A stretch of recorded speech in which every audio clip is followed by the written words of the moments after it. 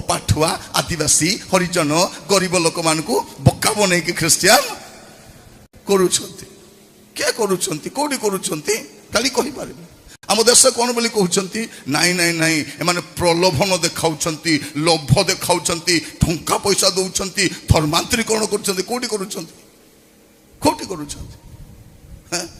ମୁଁ ଏଠି 36 ବର୍ଷ ହେଲା ପ୍ରଚାର କରୁଛି, 36 years ହେଲା।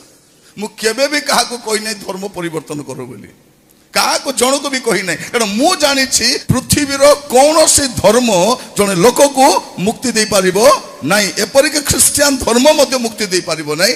ମୁକ୍ତି କେବଳ ପ୍ରଭୁ ଯୀଶୁ ଖ୍ରୀଷ୍ଟ ହିଁ ଦେଇପାରିବେ, ଆଉ ସେ କୌଣସି ଧର୍ମର ନାହାନ୍ତି। ପ୍ରଭୁ ଯୀଶୁ ଖ୍ରୀଷ୍ଟ ସେ କୌଣସି ଧର୍ମର ନାହାନ୍ତି।